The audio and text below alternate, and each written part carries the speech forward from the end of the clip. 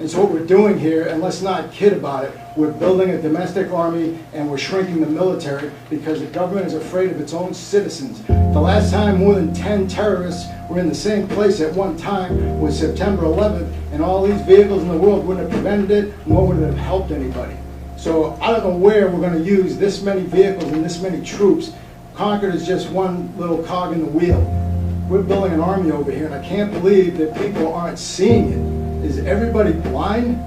And they can crush us. I mean, you've got Sheila Jackson Lee, who is calling for martial law. That's insane. That's getting rid of the Constitution of the United States. So we've got a government here that seems to be wanting to create the conditions that they want to take our Second Amendment.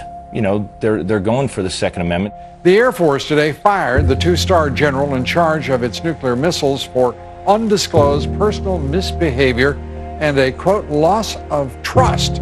This is the second firing of a senior commander of our nuclear forces this week.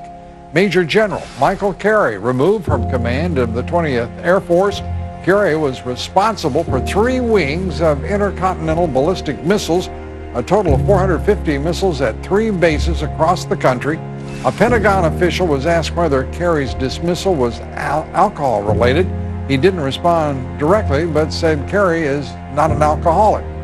Our next guest says there is an unprecedented epidemic of bad judgment and self-indulgence concerning military brass. Joining us is Fox News strategic analyst, Lieutenant Colonel Ralph Peters. Great to have you with us. Ralph, I mean, this is stunning. First, 3 stars, now 2 stars. Yeah, and we've had 4 stars essentially relieved, more 2 stars court-martialed, reduced in rank, put out of the Army. And there is a real problem. Now, Lou, you know history, and there have always been problem generals, but not in this density, this number. Yeah, we pretty much at that time, you're a Second Amendment, all your rights, First Amendment rights, pretty much everything is at that moment just interrupted. Yeah. So you said that martial law suspends their Second Amendment, so I'm not going to, but would you say we would take weapons from people?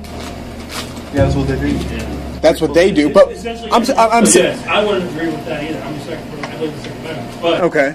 Essentially during a moment of martial law, we've lost all control. We're pretty much saying when the military moves in on your street, they are now saying you have no more rights, pretty much you're going inside your house. That's like the worst case scenario.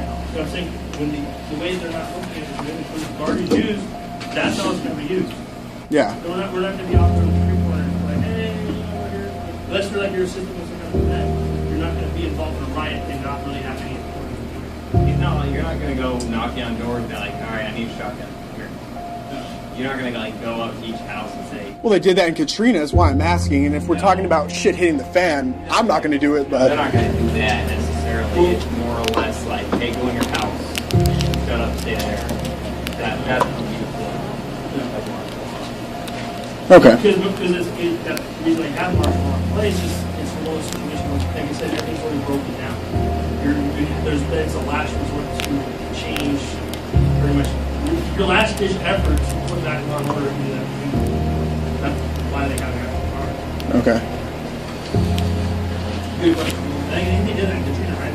They just don't think 50 was done. Yeah. Which I think is bullshit, but...